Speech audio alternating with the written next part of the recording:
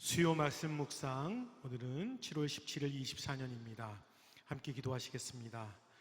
우리를 창조하시고 우리 아버지 되시는 하나님 아버지, 지난 3일 동안도 주님의 은혜 가운데 살게 하여 주시고 오늘 함께 하나님의 말씀을 묵상할 수 있는 시간 주심을 인하여 감사합니다. 오늘 말씀을 통해서 주님의 음성이 우리에게 들리게 하여 주시고 그 말씀이 우리의 마음 가운데 새겨져서 우리가 더욱더 주님의 말씀대로 살아갈 수 있도록 인도하여 주시옵소서.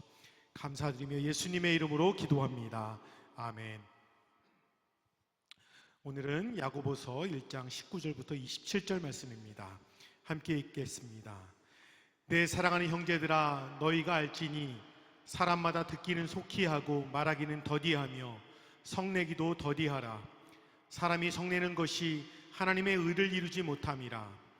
그러므로 모든 더러운 것과 넘치는 악을 내버리고 너희 영혼을 능히 구원할 바 마음에 심어진 말씀을 온유함으로 받으라.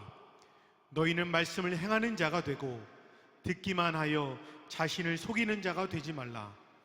누구든지 말씀을 듣고 행하지 아니하면 그는 얼굴로 자기의 생긴 얼굴을 보는 사람과 같아서 제 자신을 보고 가서 그 모습이 어떠했는지를 곧 잊어버리거니와 자유롭게 하는 온전한 율법을 들여다보고 있는 자는 듣고 잊어버리는 자가 아니요 실천하는 자니 이 사람은 그 행하는 일에 복을 받으리라. 누구든지 스스로 경건하다 생각하며 자기 혀를 제갈 물리지 아니하고 자기 마음을 속이면 이 사람의 경건은 헛것이라. 하나님 아버지 앞에서 정결하고 더러움이 없는 경건은 곧 고아와 과부를 그 환난 중에 돌보고 또 자기를 지켜 새 속에 물들지 아니하는 그것이니라. 아멘.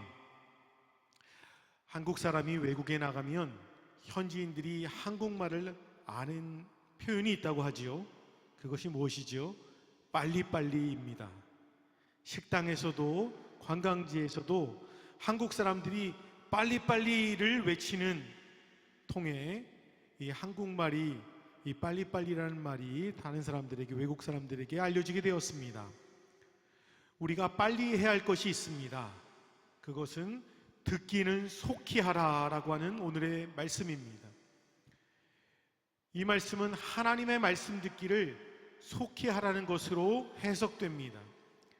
하나님의 말씀을 듣기를 거부하거나 우선순위에서 멀리하면 우리는 하나님 뜻대로 살 수 없기 때문입니다. 바쁜 일상생활 속에서 하나님 말씀을 가까이 하는 것은 쉽지 않습니다. 우선순위를 하나님께 두고 교회에 주일에 나와 예배를 통해 말씀을 들어야 합니다. 또한 매일의 삶에서 시간을 따로 정하여 말씀을 듣고 묵상해야 합니다. 그러나 또 천천히 해야 할 것이 있지요. 말하기와 성내기는 천천히 하라고 말씀합니다. 하나님의 말씀의 뜻을 제대로 구별하지 않고 말하기와 성을 내버리면 하나님을 기쁘시게 할 수 없습니다. 21절 이하에 그러므로 모든 더러운 것과 넘치는 악을 벗어내라고 말씀하고 있습니다.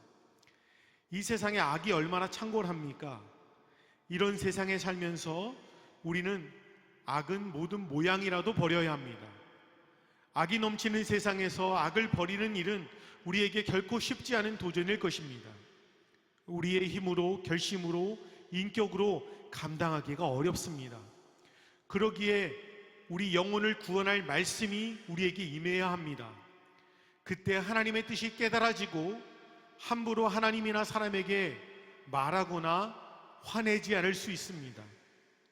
말씀이 우리에게 들려지려면 우리는 말씀에 대한 간절한 마음, 겸손한 마음, 온유한 마음, 내가 원하는 선택적 말씀이 아닌 모든 말씀을 받아야 합니다.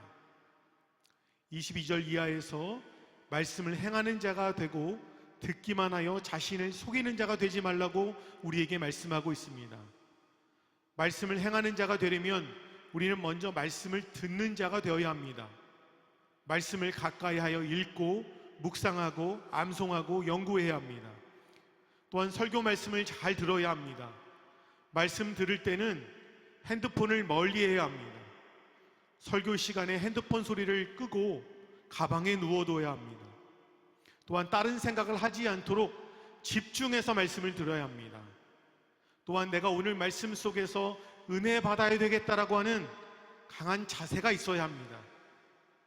이렇게 문제는 듣는 데 있는 것이 아닙니다. 문제는 말씀을 듣는 것으로만 마치 자신이 그 말씀을 행하는 것으로 착각하는 데 있습니다. 말씀대로 행하지 않고 듣는 것으로만 거룩하고 의로운 것처럼 자신을 속일 수 있는 데 문제가 있다는 것입니다. 이 문제는 현대의 그리스도인들에게 큰 도전이 됩니다. 우리는 말씀을 행하는 자가 되고 싶어 많은 말씀을 듣습니다. 아주 좋은 일입니다. TV나 인터넷 등에서 있는 수많은 주옥 같은 말씀을 듣고 감동하고 은혜를 받습니다. 시간을 내어 말씀을 가까이 하는 것은 칭찬받을 좋은 일입니다. 문제는 멋진 말씀을 듣고 귀만 커져 자신이 그런 말씀의 사람으로 된 것으로 착각하는 데 있습니다. 말씀을 듣고 나의 손과 발, 나의 교육관, 인생관, 지갑이 변화하지 않으면 스스로 속이는 자가 되기 쉽다는 말씀입니다.